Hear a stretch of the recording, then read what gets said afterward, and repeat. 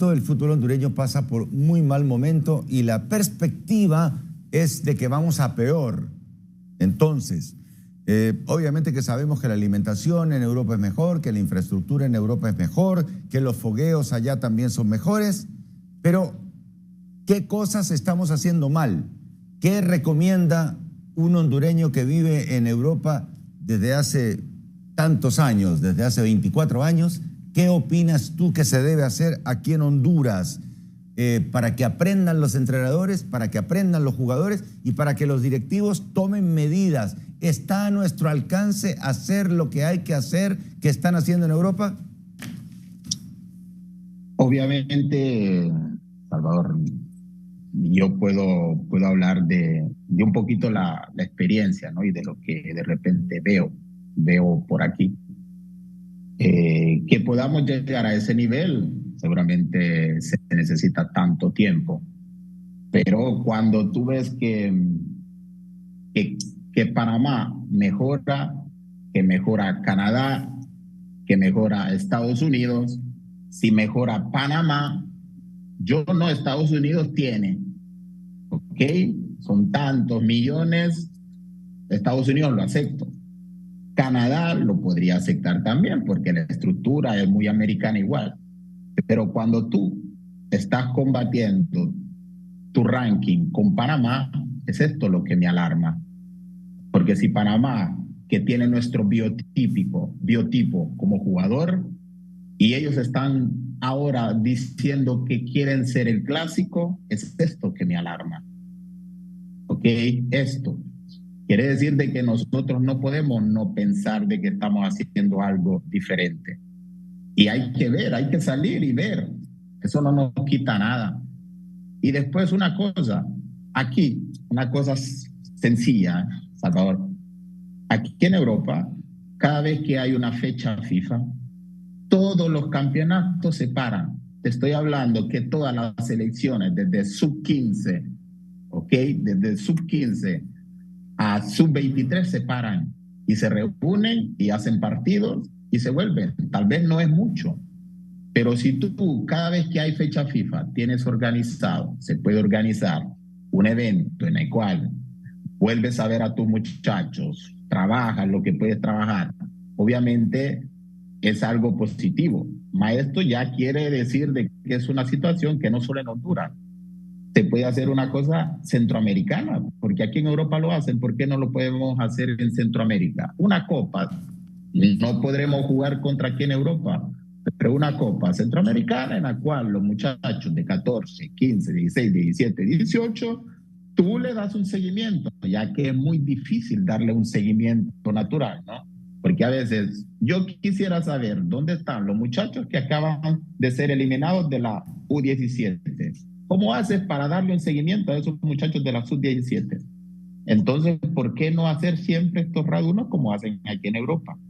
Cada vez que se paran, se reúnen de nuevo y tú los tienes bajo control. Así te das cuenta qué muchachos siguen ese equipo, qué muchacho se está entrenando, qué muchacho se está alimentando, qué muchacho tiene una vida regular y al menos sabes y le das un seguimiento, ya que ese muchacho tuvo un proceso. Y no perder ese proceso que ya se hizo con esos muchachos. Y se puede hacer desde temprana edad, desde los 15, 16 y para arriba. Eso es por decir una cosa, Salvador. Okay. Obvio que si no tenemos las estructuras, es muy difícil también reunirse o tratar de programar toda esta cosa. Se necesita programación como en toda situación y querer hacer las cosas en una cierta manera. O sea, tener un seleccionador sub-15, un seleccionador sub-17, un seleccionador sub-19, un seleccionador sub-21, para poder aprovechar las fechas FIFA como las aprovecha Europa en todas estas categorías. Pero lo ideal sería que los clubes también tengan sus categorías y que la Liga Nacional juegue su torneo sub-15, su torneo de Liga Nacional sub-17, así como juega las reservas. Porque esa es la más fácil forma de monitorear el rendimiento y el comportamiento de quienes generalmente son la base de la selección. ¿Quiénes? Los jugadores de los equipos de la Liga Nacional. Sí, tenés que fortalecer el torneo de reservas y además CONCACAF tiene que modernizarse más en el tema. Por ejemplo, no puede ser que el sub-20 clasifique a los Juegos Olímpicos. Eso para mí es un retroceso porque perdés una generación, Claro. 2 años, que ahora vamos a ver con la Sub-22 en los Juegos Centroamericanos y del Caribe. David, yo te quiero preguntar, de los jugadores actuales, ¿quiénes para vos tienen nivel para jugar en Italia y que por X o Y razón no tienen un buen representante, no se han podido colocar? Pues uno mira a Albert Ellis en Francia, no es figura, vino a menos. Rommel Kioto es figura en la MLS. El Choco Lozano, que tampoco no terminó de explotar, digamos, en la Liga Española. Esos 3 jugadores, por ejemplo, ¿podrían jugar en Italia? Cuando tú me dices, tienen para poder, todos tenemos en gran parte. Pero a veces se necesita adaptarse, Orlando. Es muy fácil llegar. Muchos llegamos, muchos estamos. Y después es difícil afianzarse, ¿no? Cuando me dices de Choco, yo creo que de todos los nombres que dijiste, el único que se ha firmado es Choco. A pesar de que este año tuvo ciertos problemas, pero esos fueron problemas extras y no de campo, que lo demostró los últimos partidos que jugó. Pero de todos, seguramente Choco es el que más se ha firmado. Yo creo que Choco tiene ya casi 6 años de estar o más en España. Obvio que lamentamos mucho que de repente un jugador de esa calidad no logre afirmarse cuando viene a la selección de Honduras. Siempre tiene dificultades para poder dar todo el potencial que él tiene. Albert Ellis, obviamente, jugó en Portugal. La hizo muy bien. Yo digo que a veces, Orlando, como tú dices, para llegar a ciertas posiciones, a veces hay que tener una persona que te ayuda, ¿no? Los consejos a veces son muy importantes. Si yo a Boavista hice bien y es mi primer año en Europa y me están proponiendo un segundo, ya que no conozco, ¿por qué no quedarme y afianzarme aún mucho más? ¿Por qué tener esa prisa de ir a otro lado? Entonces a veces ahí se necesita, ¿no?, un consejo válido que te ayude y dice, aguanta, tomo, no tienes prisa. Cuando tú firmas un contrato por 4 o 5 años, ¿qué prisa tienes? Si estás ahí afianzado, llega Boavista, continua. Imagínate si este año hubiera hecho otros 15 goles. Hubiéramos trovado un Albert Ellis, que hubiera estado el Porto, Benfica, y salía de categoría. Cuando vemos Rommel Kioto, fantástico jugador. Para mí, ahí en la MLS, él está para más, para mucho más. Pero mira, hizo un año espectacular el año pasado. Este año está lesionado. Entonces la continuidad a veces nos perjudica. Y ahora decirte, tenemos otro, estuvo Bengoche también en Boavista. ¿Ok? ¿Cuánto jugó Bengoche? Jugó mucho, tiene gran calidad. Y lo demostró ahorita con Olimpia. ¿Qué pasó? A veces se necesita un poquito de suerte. Él no tuvo la suerte que tuvieron otros. En Boavista no la rompió.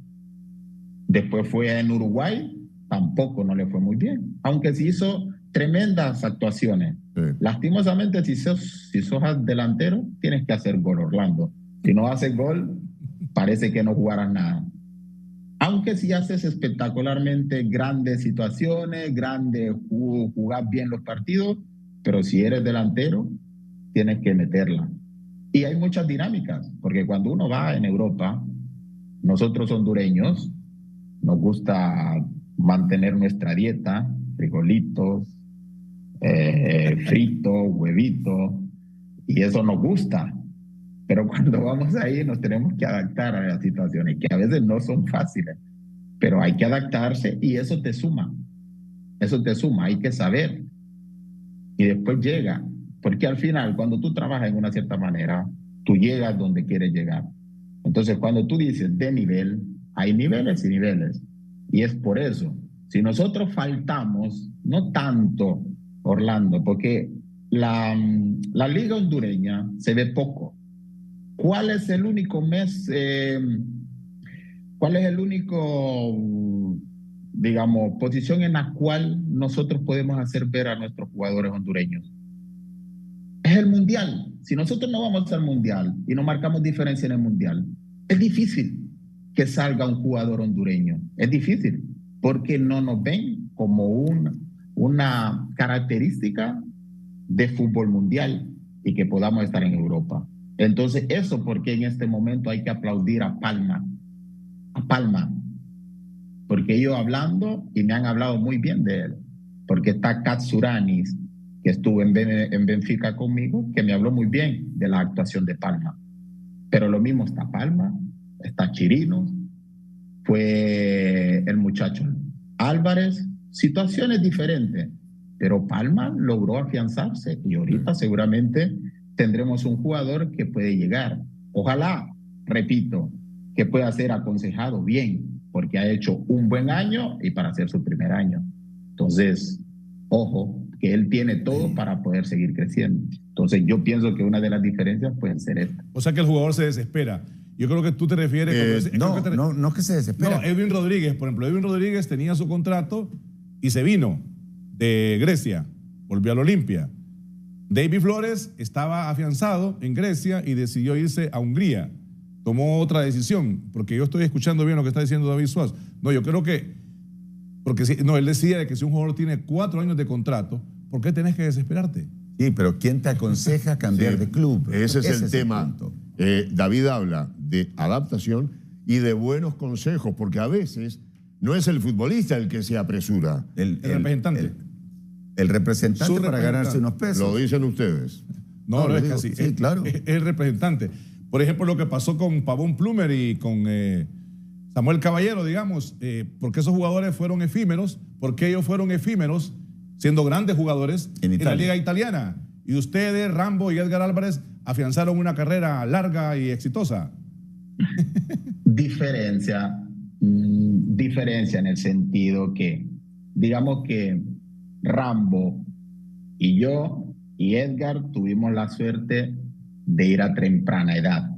¿Qué quiere decir, Orlando? Nosotros fuimos a 19 años en un campeonato en el cual a 19 años te dan el tiempo de adaptarte, aunque si te equivocas, ¿no? Nosotros fuimos a 19, Rambo fue a 19, 20, 2 años de adaptamiento, si haces mal y todo, te lo dan, te lo conceden. Es la diferencia cuando Carlos fue y Samuel fue. Eran ya jugadores maduros. Carlos fue que era goleador en México. Samuel fue que era ya grande y tenía que dar 26, creo que tenía Samuel. Entonces es obvio que el tiempo de adaptamiento es menor. No que ellos no sean capaces de poderse consagrar en ese fútbol. Pero en el fútbol, cuando tú eres extranjero, sos de los más pagados, cuestas un dinero, entonces necesitan que tú des la respuesta rápido. Y fue eso que le pasó factura, yo creo, a Carlos y a Samuel, que seguramente no te dan el tiempo de adaptarte. Y cuando tú estás acostumbrado a una cierta edad de jugar siempre y jugar, es difícil no jugar en un cierto tiempo. Es obvio que te desesperas, porque yo creo que tú sabes cuánto eres bueno y cuánto puedes dar al equipo. Entonces es difícil adaptarse. En vez, si tú vas a temprana edad, es más fácil adaptarse hasta sentarse, saber que no vas a jugar y saber que estás ahí y que en este tiempo tenés que adaptarte, el idioma, como decía, hablar, la cultura, comer y después llega. Yo, por ejemplo, pasé al final 8 años en Cagliari, imagínate, pero el primer año jugué 5 partidos, nada más. El segundo año ya jugué mucho más, el tercero ya me afiancé. Ya en el segundo año que jugué en segunda división, hice 12 goles. Obvio que esto me dio una ganancia aún mucho más. Y es mucho más fácil adaptarse cuando suceden estas situaciones. Contame, tú me dices que la dieta hondureña pues no es buena para un futbolista. ¿Qué comen los futbolistas? ¿Qué comen los futbolistas en Italia? Espagueti. No, espagueti la boloñesa. Yo no digo que no es buena, pero es obvio, ¿no? Que ciertas situaciones uno tiene que adaptarse. Por ejemplo, en la mañana nosotros estamos acostumbrados a comer nuestros frijoles, huevito, queso, plátano maduro, y a nivel de grasa podemos hablar tenemos granja. Obviamente esto, pero Salvador, uno puede comer así, pero después tienes que dar, ¿eh? Si uno da, actúa, no hay problema, hace goles, la rompe, puedes seguir comiendo. Pero es obvio que a nivel, ahora, por ejemplo, a nivel de nutrición y de dieta, es obvio que te tienes que adaptar. Tú sabes que comer así, al final te da problemas, porque grasa, aumentas y eso te crea problemas después con los dolores, con los golpes que puedes tener y obvio que hasta la recuperación es más lenta. Por eso que comen. Quiero decir, no, a mí me gustan los frijoles también. No, a todos nos gustan los frijoles. Yo como frijoles todos los días. Pero, la dieta. ¿qué desayunan los italianos, los futbolistas italianos? Es que depende. Por ejemplo, aquí están los pancitos, café, y es muy, muy ligero, como bueno, leche, su yogur, fruta. Digamos que al final los cereales, como dice Orlando, uno se acostumbra, te acostumbras porque después tú sabes que esto te ayuda. Pero si uno quiere, puede seguir comiendo frijoles, Salvador. Perfecto. Yo lo que veo, lo que pero me llama se puede atención es, adaptar. yo lo que me llama la atención es, hablando de Europa, del fútbol élite, es la contextura de los jugadores. Es muy parecida, o sea, hay excepciones, digamos, de algunos jugadores africanos que llegan, los jugadores asiáticos, pero veo una contextura, o sea, que no la veo aquí, por ejemplo, en estas ligas, en Honduras. Uno ve a veces jugadores que están pasados de peso. O sea, sí, pero es porque cuando niños, cuando tenés de los 0 a los 5 años, no te alimentaste bien. Claro. Entonces te quedaste chaparrito. Hay signos de desnutrición que vos no los podés quitar ni disimular. Sí. Y ese es el problema. A veces con jugadores que ya en edad adulta sufren lesiones frecuentes. Porque no se alimentaron bien de los 0 a los 3 años. Yo quisiera preguntarle a David Sosa, un jugador que hemos hablado con Julio, David Pantera, es el tema de Roberto Osorto. Este futbolista, lo van a proyectar para que vaya a hacer pruebas, entiendo que Italia, Inglaterra, España, como sucedió con Johnny Leverón, con Alfredo Mejía, ¿tú te acuerdas? Y esto se considera como una joyita del fútbol hondureño, Roberto Osorto. No sé si lo tenés en el mapa, si lo has visto, pero están hablando que va a hacer pruebas en Europa. El capitán de la sub-20. De la sub-17. De la sub-17. No, es que ese es Tomás. Con la 20, ¿no? Este es Roberto Sorto. Roberto es el de la España. El otro es Tomás Sorto, es el del Honduras Progreso. Okay. Pero este es Roberto Sorto, que ya juega en primera división con el España y que va a hacer pruebas a Europa. ¿Ya lo ubicas? Ok. Bueno, no lo he visto. Okay. Ahorita no lo he visto, tengo que verlo. Pero cuando tú me dices, ¿no? Tiene que hacer pruebas aquí, tiene que hacer pruebas allá, tiene que hacer pruebas acá, tiene que hacer... ¿Algún hondureño? Yo digo,